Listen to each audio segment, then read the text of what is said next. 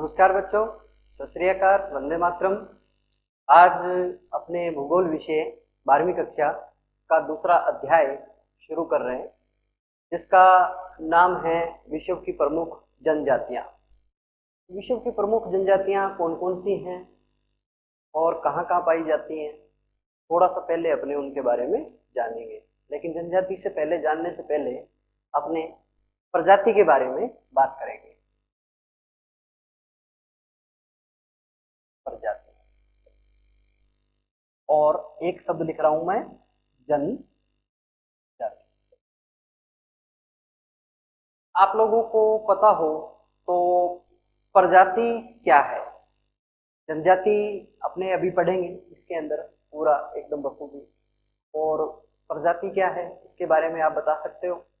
जैसे प्रजाति जो शब्द है वो रेस शब्द से बना है, और जो रज्जा से लिया गया है, से लिया गया है रज्जा, रज्जा, जिसका शाब्दिक अर्थ होता है नस्ल या वंश या रक्त समूह है। एक जैसा रक्त समूह है पाया जाता है, या एक वंश के हूं या एक नस्ल के हूं, वो क्या कहलाएंगे, प्रजाति कहलाएंगे। प्रजाति कोई भी किसी भी प्रकार के वर्ण पर या किसी भी प्रकार के वैसे उस पर आधारित नहीं होती हैं। विश्व के अंदर जो मुख्य मुख्य 6-7 प्रकार की प्रजातियां पाई जाती हैं, उन्हीं में से हम किसी एक में से हैं, और उन्हीं में से ये जनजातियां हैं, किसी एक में से जो अपने अध्ययन करेंगे। तो प्रजाति का अर्थ होता है नस्ल, वंश या रक्त समूह है। तो HR फैक्टर होता है ना, जिसके कारण आगे फिर वो संतानोत्पत्ति में दिक्कत आती है, या जो विवाह शादी में हम लोग गोत्र मिलान करते हैं। जैसे अपने हिंदू रीति के अनुसार जो है उसके अनुसार 4 या 2 गोत्र निकालते हैं। अदरवाइज भी जो अन्य संप्रदाय हैं उनमें भी गोत्र निकालने की परंपरा है। तो वो सारी की सारी जो परंपराएं हैं वो इसी प्रजाति के कारण है, इस नस्ल के कारण है, वंश के कारण है, जातिगत नहीं है। जातिगत व्यवस्था अब दृढ़ हो गई। जाति क्या है, जाति है जैसे यादव है, कुम्हार है, नाई है, तेली है, धोबी है, जाट है ना, ये सारी जाति हो गई, ठीक है ना। और प्रजाति हम सभी कोई ना कोई एक प्रजाति के अंदर शामिल होते हैं किसी न किसी में। तो इस प्रकार से ये सारे ना मानव की शारीरिक संरचना, रक्त समूह, इन सबको मिलाकर के प्रजाति निहित की जाती है कि कौन सी प्रजाति के अंदर आते हैं। तो इस प्रकार से ये तो हुई प्रजाति। अब जो जनजाति की बात करें, जाति की बात बताई ना आपको, कास्ट जो होती है वो अलग होती है, कास्ट जो बनी हुई होती है वो उनको अलग कहते हैं अपने। तो कास्ट शब्द से जाति बनी हुई है, जाति जैसे मैंने अभी बताया बोल करके वो हो गया। तो जनजाति क्या है, ऐसे दुर्गम स्थानों के ऊपर, ऐसे दुर्गम स्थानों के अंदर या ऊपर रहने वाले जो लोग हैं, जो आदिम अवस्था के अंदर रहते हैं, आज भी प्राचीन समय के अंदर जो आदिम अवस्था थी उसी के अंदर जो आज भी उस आदिम अवस्था के अंदर रह रहे हैं, उनको क्या कहते हैं, जनजाति कहते हैं, जनजाति कहते हैं, ठीक है। तो ये जनजातियां है कौन कौन सी, अपने इसके बारे में अपने बात करेंगे अभी। जैसे नंबर 1 ध्रुवीय, जो ध्रुवीय ठंडे प्रदेश होते हैं, है ना, जिनके अंदर बर्फ जमी रहती है, जैसे अंटार्कटिका महाद्वीप है, अपना जैसे ऊपर का आर्कटिक महासागर वाला क्षेत्र है, साइबेरिया टुंड्रा प्रदेश है, वो सारे क्षेत्र किसमें आते हैं, ध्रुवीय प्रदेशों में आते हैं। ध्रुवीय या ठंडे प्रदेश, इनके अंदर रहने वाली एस्किमो जनजाति, या अपने यूं कह सकते हैं सेमोयेड जनजाति, ठीक है ना। और उसके बाद में आती है विषुवत रेखा। जो मैंने विश्व का मानचित्र बनाया था उस मानचित्र के अंदर आपको दिखाया था, जो भूमध्य रेखा है हमारी, उस भूमध्य रेखा के ऊपर गहरा जंगल है जिसमें सूर्य का प्रकाश कभी भी अभी भी प्रवेश नहीं कर सकता नीचे तक, और नीचे रोजाना 250 सेंटीमीटर से अब वो बरसात, ऊपर बरसात होती है डेली, तो नीचे दलदल है, कीचड़ है। ऐसी परिस्थिति के अंदर जो जनजाति निवास करती है विषुवत रेखीय क्षेत्रों के अंदर, उनमें है पिग्मी, सेमांग और सकाई। पिग्मी, सेमांग और सकाई, ये जनजातियां निवास करती हैं। नंबर 3 पर आती हैं उष्ण और शुष्क जनजातियां, उष्ण और शुष्क क्षेत्रों के अंदर रहने वाली, जैसे कालाहारी का गर्म मरुस्थल है, उसके अंदर जैसे बुश्मैन जनजाति निवास कर रही है ना, ये क्या हो गई, उष्ण और शुष्क क्षेत्रों की हो गई। अब उष्णकटिबंधीय, उष्णकटिबंध के अंदर आर्द्रता भी आएगी और एकदम से शुष्क नहीं होगा, ठीक है ना, है गर्म, तो उष्ण कटिबंधीय, उष्ण कटिबंधीय प्रदेशों के अंदर रहने वाली जनजाति जैसे मसाई, बद्दू, है ना, ये जनजातियां जो हैं। समशीतोष्ण, समशीतोष्ण जो जनजातियां हैं वो आप लोगों को मैंने पहले बता चुका हूं।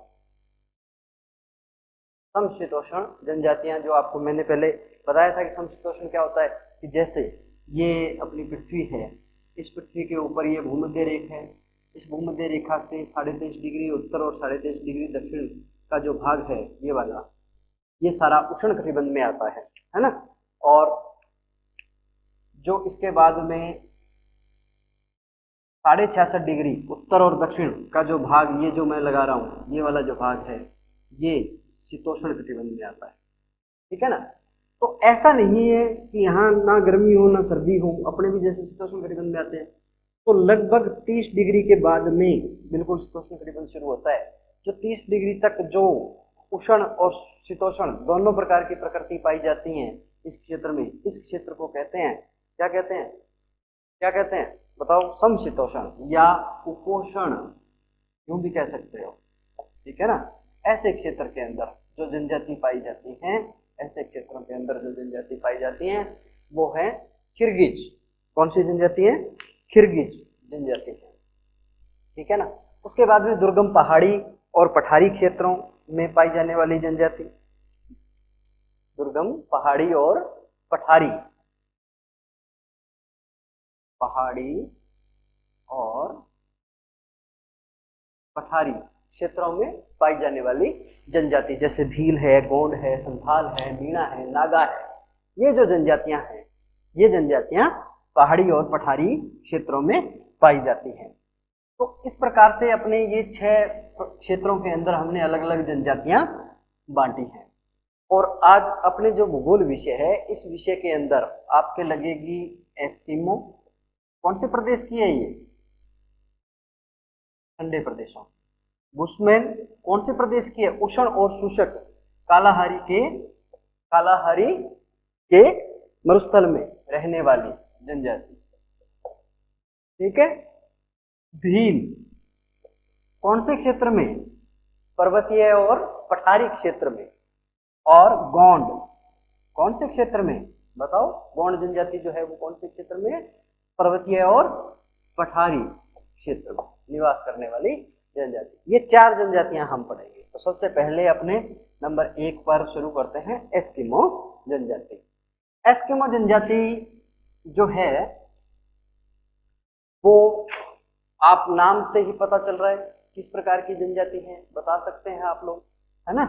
तो एस्किमो, एस्किमो जनजाति ठंडे प्रदेशों में रहने वाली, किस प्रदेश के अंदर रहने वाली, बिल्कुल ठंडे प्रदेशों के अंदर रहने वाली। अब ये जनजाति कहाँ निवास करती है, अलास्का, कनाडा, ग्रीनलैंड, उत्तरी साइबेरिया, और जो उत्तरी साइबेरिया का टुंड्राई प्रदेश, ठंडा जो बर्फ से आच्छादित क्षेत्र आता है, उस क्षेत्र के अंदर कौन सी जनजाति निवास कर रही है, एस्किमो जनजाति निवास कर रही है। और पिछले 10,000 वर्षों से लगभग 10 लाख के आसपास, कितने, 10 लाख के आसपास ये जनजाति निवास कर रही है, ठीक है।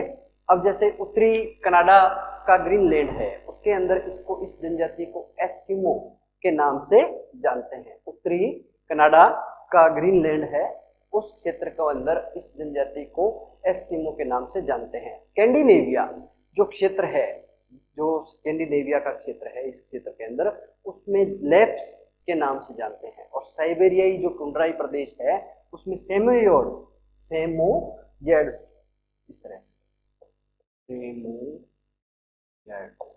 ठीक है, सेमोयेड्स, याकूत, चकची, यातुंग, किन किन नामों से पुकारते हैं, याकूत, चकची या तुंग के नाम से पुकारते हैं इन जनजातियों को, ठीक है ना। सेमोयड्स के नाम से भी जानते हैं इस जनजाति को। तो इस प्रकार से इन जनजातियों को अलग अलग नामों से पुकारा जाता है। जैसे मैंने अभी बताया है ना आप लोगों को, कनाडा के अंदर इसको किस नाम से जानते हैं, एस्किमो, ठीक है ना। स्कैंडिनेविया के अंदर लेफ्ट, साइबेरिया के अंदर सेमोयड्स या याकूट या चकची या तुंग के नाम से जानते हैं। ये जनजाति जो है वो मंगोल प्रजाति से संबंधित है, मंगोलाइट, मंगोल या मंगोलाइट्स प्रजाति से संबंधित है, जिसमें क्या होता है, इनका चेहरा सपाट होता है, एकदम से चेहरा ऐसे सपाट होता है, रंग पीला भूरा या भद्दा होता है, देखने में बहुत भद्दे लगते हैं एकदम से, नाक चपटी होती है ऐसे पसली हुई, ठीक है ना। आंखों में टेढ़ापन होता है इनमें, जैसे मैं इधर देख रहा हूँ, आप लोगों को क्या लग रहा है, मैं इधर ही देख रहा हूँ, है ना। लेकिन ये लोग क्या लगेंगे कि मान लो इधर देख रहे हैं, अपने को ऐसा लगेगा इधर देख रहे हैं, लेकिन नहीं, ये देखते इधर है। इन आंखों में तिरछापन होता है, इनकी आंखों के अंदर टेढ़ापन होता है, ठीक है ना। बाल घुंघराले होते हैं, गंदे होते हैं, चिपचिपे होते हैं, प्लेन भी होते हैं, ठीक है ना।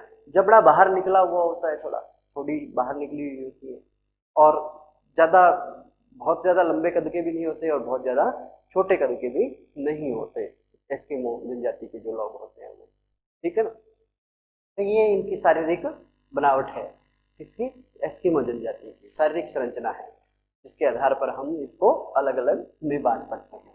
अब अपने विषय इनके मानचित्र के अंदर देखते हैं कि एस्किमो जनजाति के लोग निवास कहाँ करते हैं।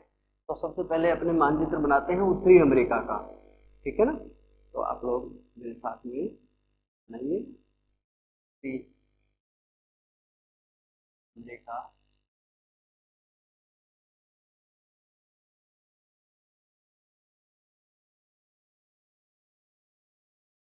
का मानचित्र, ये आ गया, ये ग्रीनलैंड आ गया, ठीक है ना। और अपने अभी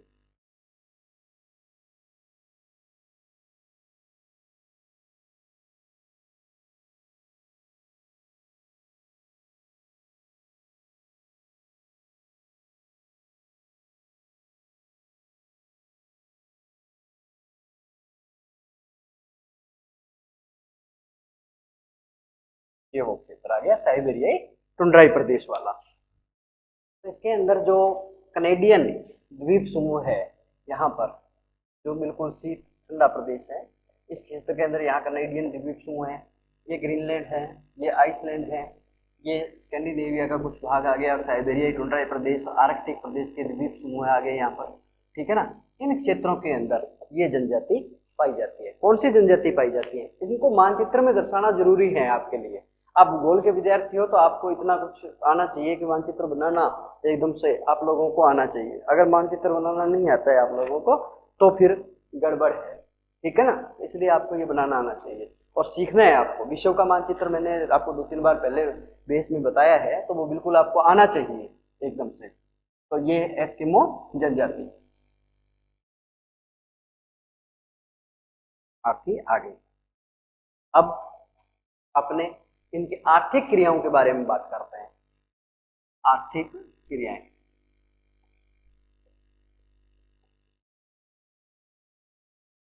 आर्थिक क्रियाएं, आर्थिक क्रियाओं में क्या है, ये लोग शिकार करते हैं, बहुत अच्छे अखेटक हैं। और वहां क्या मिलेगा, जब एक और बता दूं आपको, यहाँ पर 9 महीने, 9 महीनों में तापमान जो होता है वो माइनस में होता है, ठीक है ना, और 0 डिग्री से नीचे होता है, माइनस में, ठीक है ना। तो बर्फ ही बर्फ होती है चारों ओर। 3 महीने गर्मी के आते हैं, उस समय सिर्फ गर्म दिन जो आते हैं, उस समय सिर्फ जो गर्म दिन आते हैं उस समय सिर्फ यहाँ पर थोड़ा बहुत ऐसे धूप का एहसास होता है कि मतलब गर्मी के दिन आए हैं, कुछ सूरज निकला है, उदय हुआ है। अन्यथा यहाँ जैसे ध्रुवों के ऊपर 6-6 महीने के दिन रात होती है, वो मैंने आपको बेस में बताया था ना, वैसा। तो ये लोग 9 महीने इतने विकट परिस्थिति में रहते हैं कि यहाँ बर्फ की आंधियां आती हैं, बर्फ की ही बारिश होती है, ठीक है ना, और चारों ओर बर्फ ही बर्फ जमी होती है। ऐसे विकट परिस्थिति के अंदर ये इनके पास में सिर्फ जो मार्ग बचता है वो आखेट का बचता है, क्योंकि यहाँ पर ध्रुवीय भालू पाए जाते हैं, रेंडियर पाए जाते हैं, लेमिंग पाए जाते हैं, लेमिंग चूहे जैसा होता है, बतख, खरगोश ये भी पाए जाते हैं यहाँ पर जो ध्रुवीय प्रदेशों के अंदर जिंदा रह सके वो। और बारहसिंगा जो कैरीबाउ के नाम से जानते हैं, जो बारहसिंगा जो हिरण है वो भी यहाँ पाया जाता है। कस्तूरी मृग बोलते हैं जिसको, जिसके अंदर कस्तूरी निकाली जाती है इत्र बनाने के लिए, वो मृग बोलते हैं। तो इस प्रकार से ये ऐसे क्षेत्र के अंदर निवास करते हैं, तो वहां आखेट करते हैं। आखेट करने के लिए इनके पास में एक भाला होता है, लंबा सारा, हड्डी की छड़ से बनाया होता है या कोई वैसे पत्थर से या लकड़ी से इनसे बनाया होता है, ज्यादातर हड्डी की छड़ से बनाया होता है भाला, ठीक है ना। तो वो भाला जिस जो होता है इनके पास में, उसका नाम होता है हारपून, हारपून उसका नाम, ठीक है। शिकार करने के लिए इनके पास में छोटी बड़ी दो नया नाव भी होती हैं, जैसे कयाक ये छोटी नाव है, और उमियाक, उमियाक ये बड़ी नाव है। जब हवेल मछली का या इनका शिकार करते हैं तो उमियाक नाव लेके जाते हैं ये लोग। और जब छोटी मछली जैसे सील मछली है, सील मछली का एस्किमो की जनजाति के जीवन में बहुत बड़ा महत्व है, बहुत बड़ा स्थान है, तो इनको क्या कहते हैं, उमियाक। अब जी दो नाव हो गई इनके पास में, एक भाला हो गया, हारपून, है ना। अब ये शिकार क्या करते हैं, नंबर एक माउपो, माउपा, इसका अर्थ होता है प्रतीक्षा करना। क्या अर्थ होता है, प्रतीक्षा करना, ठीक है। ये कैसे करते हैं, ये मान लो ये एक क्षेत्र है बर्फ से जमा हुआ, इस क्षेत्र के अंदर एक जगह पर यहाँ पर ये एक छिद्र कर देंगे इस तरह से, ठीक है। क्या कर देंगे, छिद्र कर देंगे, गड्ढा कर देंगे, गहरा गहरा गड्ढा कर देंगे। और एक आदमी इस छिद्र से यहाँ से एक हड्डी की छड़ लगा देगा, यहाँ पर ऐसे एक हड्डी की छड़ लगा देगा। और मछली जो सील मछली होती है वो श्वास लेने के लिए पानी वाली जगह पर आना पसंद करेगी, क्योंकि गहरी परत है ऊपर बर्फ की, तो उसको श्वास लेने में दिक्कत आती है, तो जहाँ पानी हल्की पतली परत मिल जाए वहां जाएगी। तो ये हड्डी की छड़ अंदर ऐसे यूं लगाई हुई है, तो जैसे ही ये सील मछली श्वास लेने के लिए इस गड्ढे के पास में आती है, तो यहाँ पर जो व्यक्ति एस्किमो का खड़ा है वो भाले से चतुराई से शिकार कर लेता है, भाले के प्रहार से वो शिकार कर लेता है। तो इसको कहते हैं प्रतीक्षा करना, कि कब सील मछली यहाँ श्वास लेने के लिए पानी के पास में या गड्ढे के पास में आए और कब हम शिकार करें। तो कई घंटों तक एस्किमो को बैठा रहना पड़ता है यहाँ पर, काफी समय लगता है इसको, ठीक है ना। इस पद्धति को माउपाक पद्धति कहते हैं, जिसका अर्थ होता है प्रतीक्षा, क्या होता है, प्रतीक्षा करना। एक होती है इत्रुपाक, इतुर, ये भी पद्धति है। ये पद्धति क्या है, इतुर पाक जो है, इतुर पाक, इसके अंदर क्या करते हैं, ये जैसे क्षेत्र है, इस क्षेत्र के अंदर दो छिद्र बनाएंगे, एक छिद्र यहां बना दिया और एक छिद्र यहां बना दिया। एक छिद्र के अंदर कोई ऐसे जैसे मान लो हड्डी की छड़ी या कुछ ऐसी लगा देते हैं, और यहाँ पर एस्किमो जनजाति का आदमी खड़ा हो जाता है, ठीक है। जैसे ही इस छिद्र के पास में सील मछली या कोई अन्य मछली जो आती है बड़ी, और वो श्वास लेने के लिए, तो ये व्यक्ति इसको कहेगा कि मछली आ गई, इशारा करेगा। इशारा करते ही यहाँ एक तीसरा आदमी खड़ा होता है, वो भाले से शिकार करके इस मछली को मार लेगा। इस प्रकार की पद्धति को क्या कहते हैं, इतुर पाक की पद्धति कहते हैं। दो पत्तियां हैं इनकी, ठीक है ना। इसके अलावा जो बसंत काल के अंदर शिकार करते हैं, जैसे बाण से, धनुष बाण से या भाले से या अन्य किसी जानवरों का, है ना, तो उस समय मछली का भी शिकार करते हैं, बड़ी मछलियों का शिकार करते हैं, तो उस पद्धति को उत्तोक कहते हैं। क्या कहते हैं, उत्तोक, क्या कहते हैं, उत्तोक कहते हैं, जो उस समय की है। एक इनके पास में गाड़ी होती है, जो ये कुत्तों से, रेंडियरों से, उनसे चलाते हैं, खिंचवाते हैं, ठीक है ना। उनको ये अपने पास में रखते हैं और उनसे ये खिंचवाते हैं। उस गाड़ी का नाम है सलेज, जो बिना पहिए की होती है, पहिया नहीं होता जिसके अंदर, ठीक है ना, सीधी फिसलती है, ऐसे खींचते लेके जाते हैं। जैसे आपने कई बार टीवी में देखा होगा, बर्फ के ऊपर चलने वाली जो वो होती है गाड़ियां, ऐसी पैरों के नीचे लगाई होती है, उस तरह से। अब ये लोग रहते कैसे हैं ऐसी विकट परिस्थितियों में, कहाँ कैसे रहते हैं, ठीक है ना। तो इनके निवास स्थान के बारे में बात करते हैं अपने। इनके निवास स्थान दो प्रकार के होते हैं। इनके निवास स्थान क्या होते हैं, दो प्रकार के होते हैं। एक होता है इग्लू, कौन सा होता है, इग्लू, इग्लू। और एक होता है कर्मक। कौन सा होता है? कर्मक। ठीक है, अब ये दो निवास स्थान है। इग्लू क्या होता है? एक बर्फ से बना हुआ इस प्रकार का गुबंदाकार घर होता है।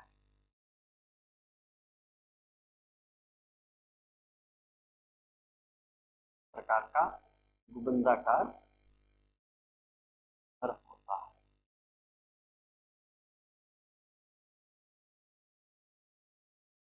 गुबंदाकार घर होता है।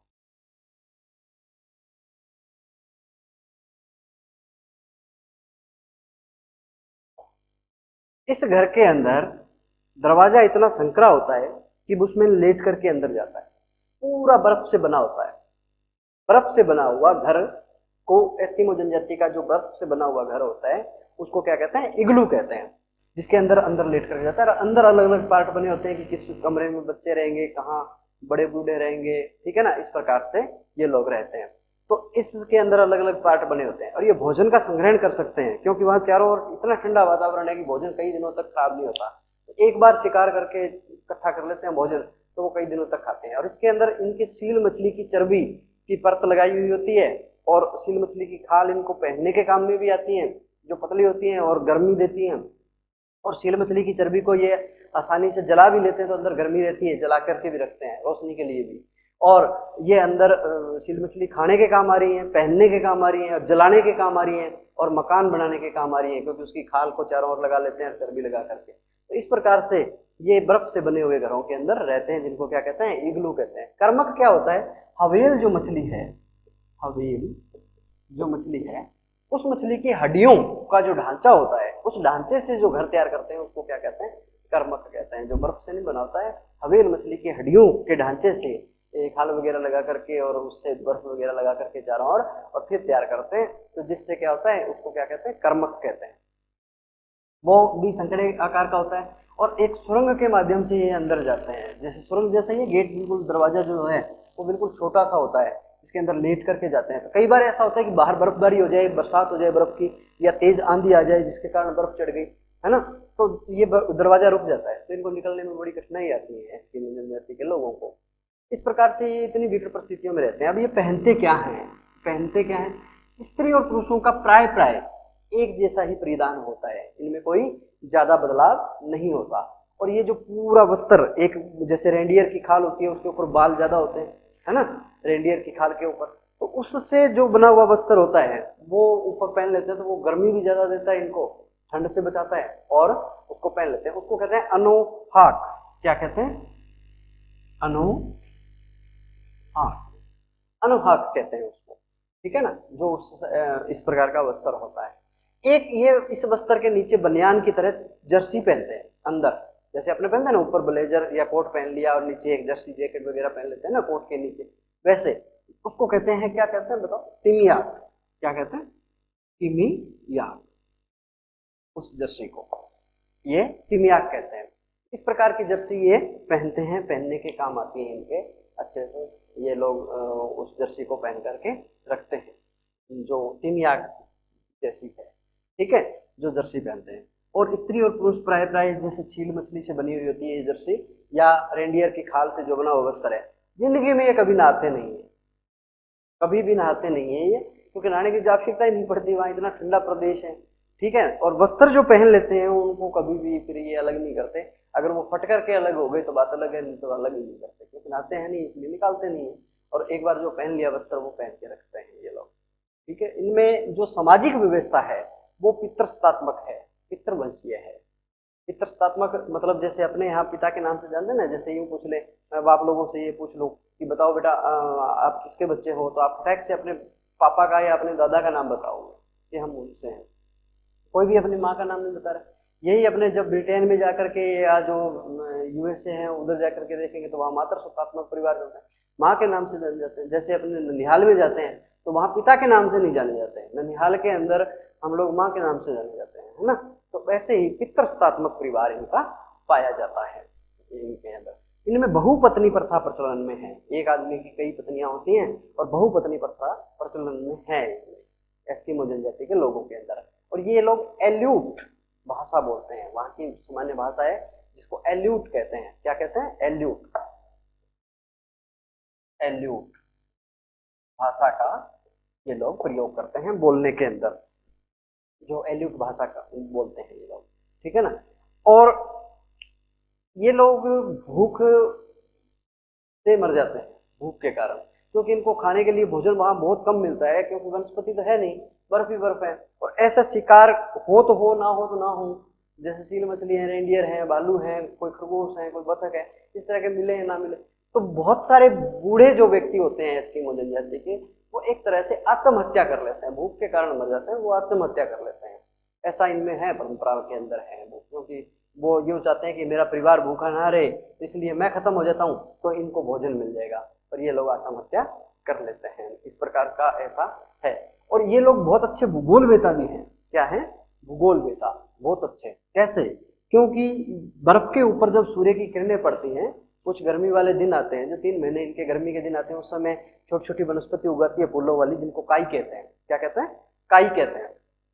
तो ये लोग क्या करते हैं, उस बर्फ के ऊपर सूर्य की किरणें पड़ती हैं, तो उस बर्फ के सूर्य की किरणों से क्या होता है, चमक पड़ती है आंखों के ऊपर। आंखों के ऊपर क्या होता है, चमक पड़ती है, जिससे आंखों की रोशनी जा सकती है, ठीक है ना। तो उस रोशनी से, उस चमक से बचने के लिए ये लोग क्या करते हैं, बालरस मछली का जबड़ा जो होता है, वो इस प्रकार का बना होता है, इस तरह से यूं दिख सकता है, जिसके अंदर से वो जबड़ा आंखों के ऊपर पहन लेते हैं ये लोग। बालरस मछली का जो जबड़ा होता है, जबाड़ा, जो जिससे वो भोजन ग्रहण करती है, दांत जो होते हैं जिनमें, वो ये बालरस मछली का जबड़ा निकाल करके आंखों के ऊपर पहन लेते हैं, जिससे सूर्य की प्रकाश पड़ने से जो चमक होती है, वो चमक से इनकी आंखें खराब नहीं होती। तो 9 महीने बिल्कुल सर्दी आंधियां चलती है, वो भी बर्फ की चलती है, लेकिन 3 महीने के अंदर जो वातावरण के अंदर, सॉरी, जो 3 महीने के अंदर जो गर्मी के दिन आते हैं, उन दिनों में काई जैसी वनस्पति उगाती है, जिसको काई कहते हैं सामान्य भाषा में। वहां पर इस प्रकार की वनस्पति यहाँ पर देखने को मिलती है। 6-6 महीने के दिन रात होते हैं, वो आपको मैंने बताया ही था। इसके अलावा क्या है कि ये ऐसे ठंडे वातावरण के साथ में, इतने ठंडे वातावरण के साथ में बड़ा समायोजन करके रहते हैं, इतनी विकट परिस्थितियों के अंदर वहां अनुकूलन किए हुए हैं, वहां समायोजन किए हुए हैं, ठीक है ना। आज वर्तमान समय में इनमें बहुत बदलाव आ रहा है। वर्तमान समय में ये लोग, जैसे फर है, खाल है, समूर है। समूर क्या होता है, जो बिल्कुल महीन बारीक बाल होते हैं, उनसे ये नाना प्रकार की चीजें, वस्त्र वगैरह बना करके दूसरे क्षेत्रों में बेच रहे हैं, ठीक है ना। 1960 के अंदर यूरोपीय सरकार ने इनके अंदर बदलाव लाना प्रारंभ किया, इनको खनन कार्यों में लगाया गया। इनको जैसे रेंडियर की खाल है, या ध्रुवीय भालू है, या कोई अन्य जो जैसे खरगोश हैं या कुत्ते हैं, जो बारहसिंगा है, कस्तूरी मृग है, उस उनके जो सामान होते हैं, हड्डियां होती हैं, जैसे हवेल मछली की हड्डियों का ढांचा होता है, ठीक है ना, सील मछली की हड्डियों का ढांचा होता है, या उसकी चर्बी होती है, या उसकी खाल होती है, तो उसका व्यापार भी ये लोग कर रहे हैं, दूसरी जगह पर दे रहे हैं। तो इस प्रकार से इनमें ना बदलाव आ रहा है वर्तमान समय में। ईसाई मशीनरियां इनके पीछे बहुत लगी हुई हैं, जो इनमें बदलाव ला रही हैं, इनको सभ्य समाज के संपर्क में लेके आ रहे हैं, आने की कोशिश कर रहे हैं। लेकिन इतना कुछ होने के बावजूद भी आज भी वर्तमान समय में बहुत से एस्किमो जनजाति के जो लोग हैं, वो उसी आदिम अवस्था के अंदर अपना जीवन यापन कर रहे हैं। ऐसे दुर्गम स्थानों में, ऐसी दुर्गम परिस्थितियों के अंदर आज भी वहां पर इस तरह के एस्किमो जनजाति के लोग आज भी वहां जीवन यापन कर रहे हैं, वहां रह रहे हैं। तो ये थी अपनी एस्किमो जनजाति। कौन सी जनजाति थी? एस्किमो जनजाति। अब जी अपने थोड़ा बुशमैन के बारे में देखते हैं। बुशमैन जनजाति, बुशमैन जनजाति जो है वो, अब ये तो थी ठंडे प्रदेशों में, है ना, इतने गहरे ठंडे प्रदेशों के अंदर। और ये जो बुशमैन जनजाति है, बुशमैन, ये जनजाति उष्ण और शुष्क, उष्ण और शुष्क प्रदेशों के अंदर निवास करती है। और वो उष्ण और शुष्क प्रदेश कहाँ है? अफ्रीका महाद्वीप के, अफ्रीका महाद्वीप के दक्षिणी अफ्रीका के अंदर। कहां पर? दक्षिणी अफ्रीका के अंदर, अफ्रीका महाद्वीप का दक्षिणी भाग, और वहां पर एक राष्ट्र है जो 5 राष्ट्रों से मिलकर के बना है, दक्षिणी अफ्रीका, उनके पास में उस क्षेत्र के अंदर ये बुशमैन जनजाति के लोग पाए जाते हैं। बुशमैन जनजाति के लोगों को सान के नाम से भी जानते हैं, रब्बी के नाम से भी जानते हैं, और बसारवा, सान, इनको सान के नाम से भी जानते हैं, इनको रब्बी के नाम से भी जानते हैं, और इनको बसारवा के नाम से भी जानते हैं। ये 3 नाम के पुकारे जाते हैं। ये लोग 18 डिग्री से 24 डिग्री दक्षिणी अक्षांशों, दक्षिणी अक्षांश के क्षेत्र के बीच में पाए जाते हैं बुशमैन जनजाति के लोग।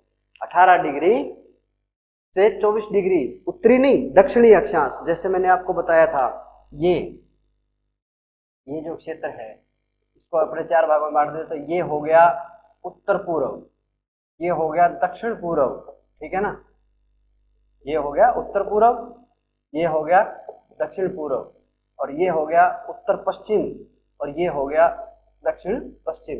तो ये जो लोग हैं ये दक्षिणी अक्षांशों में यहाँ पर इन जगहों पर निवास करते हैं, अफ्रीका महाद्वीप के अंदर, इस क्षेत्र के अंदर निवास करते हैं। तो इनको अपने मानचित्र में देखते हैं कहाँ कहाँ है ये क्षेत्र में है, और फिर आपको बताता हूँ। जैसे ये लोग दक्षिणी अफ्रीका का क्षेत्र है, बोत्सवाना का क्षेत्र है, नामीबिया का क्षेत्र है, और अंगोला का क्षेत्र है, वहां पर ये लोग पाए जाते हैं। और 20,000 वर्षों से बुशमैन जनजाति के लोग पाए जा रहे हैं, और वर्तमान में ये इनकी संख्या जो है वो 10,000 से भी कम रह गई है। बुशमैन जनजाति के लोगों की 10,000 से भी कम जनसंख्या रह गई है। तो ये अपना अफ्रीका महाद्वीप बनाते हैं अपने।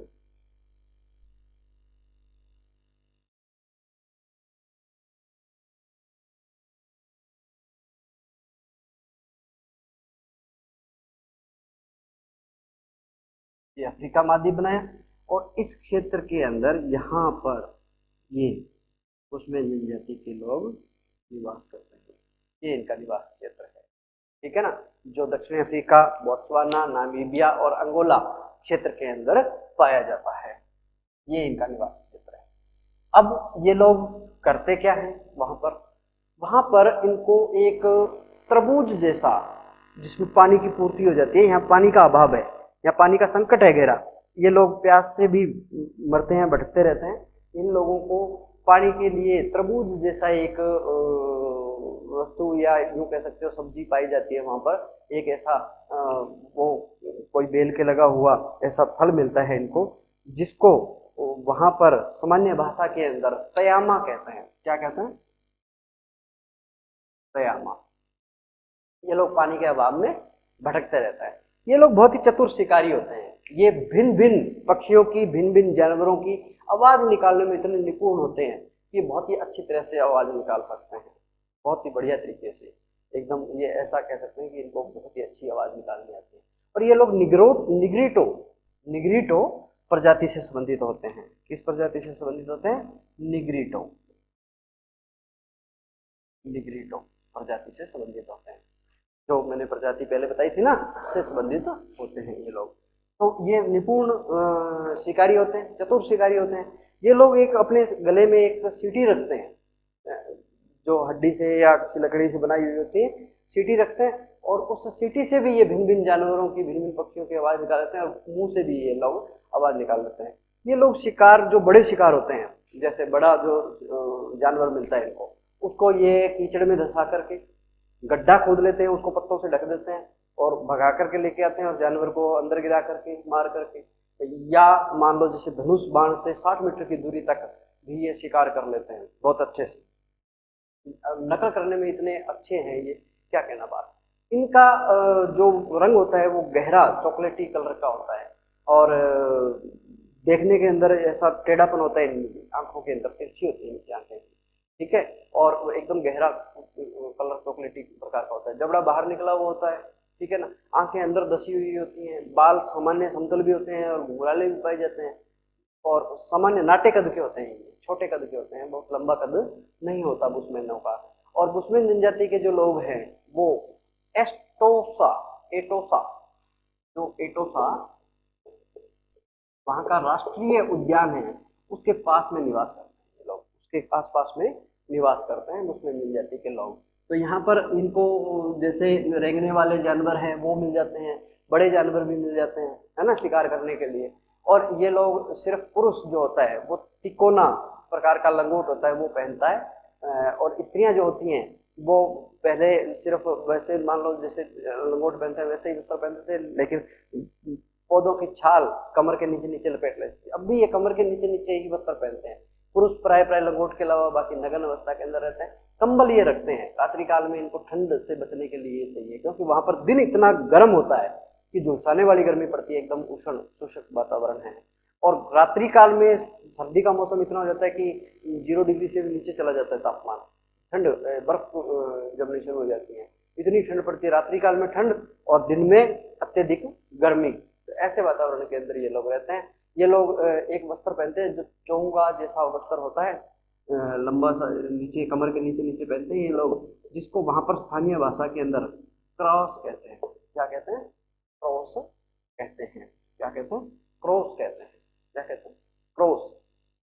वहां पर और इनके वहां पर शरीर ऐसा ही होता है कि ये जो चमड़ी होती है बरोबर में, जिसको नितंब बोलते हैं, ये जो हिस्सा होता है ये प्राय प्राय स्त्रियों का ऐसे ही लटकने लग जाता है, तो इस कारण से ये ज्यादा सुंदर नहीं लगते।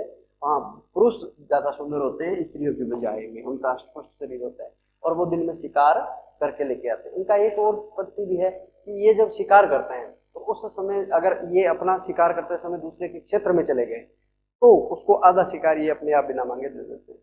और इनका जो गांव होता है वो 8 से 10 झोंपड़ियों का गांव होता है, ज्यादा लंबा चौड़ा नहीं होता इनका कबीला। 8 से 10 झोंपड़ियां होती हैं और गुबंदाकार की होती हैं, जो लकड़ी से, बांस से, पेड़ पौधों की छाल से इनसे बनी हुई होती हैं, और जिसको वेर कहते हैं। क्या कहते हैं? वेर गांव, जो 8 से 10 झोंपड़ियों का बना होता है जिसको। तो ये लोग शिकार करके लाते हैं, उसका मांस भी ये खाते हैं। और स्त्रियां जो होती हैं वो दीमक, चींटियां, कीड़े मकोड़े, अन्य प्रकार के या छोटे चूहे, इनको वो या किसी पक्षी के अंडे, है ना, या चींटियों के अंडे, इनको ये ले आते हैं, इकट्ठा कर लेती हैं और इनको भून करके ये नाश्ते के अंदर बड़े चाव से खाते हैं।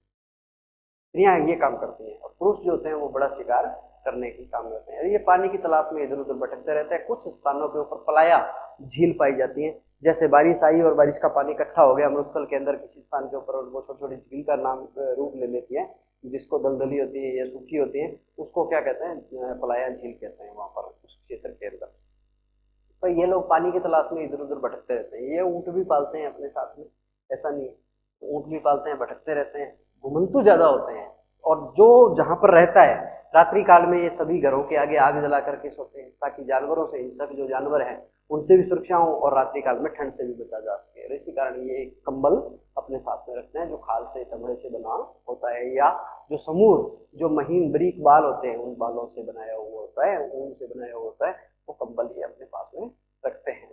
ये लोग बहुत ही बड़े अंधविश्वासी और पितृसत्तात्मक परिवार वाले होते हैं, जैसे मैंने अभी बताया पीछे एस्किमो के अंदर।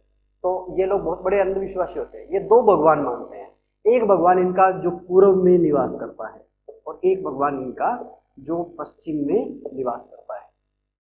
2 भगवानों में विश्वास करते हैं ये लोग। ये इनकी ऐसी धारणा है। गांव के अंदर एक ऐसा व्यक्ति भी होता है जिसको ओझा बोलते हैं, जो इनके भूत प्रेत वगैरह निकालता है, जो जादू टोना से इनको ठीक करता है, इनकी बीमारियों को ठीक करता है। ये अंधविश्वासी भी होते हैं।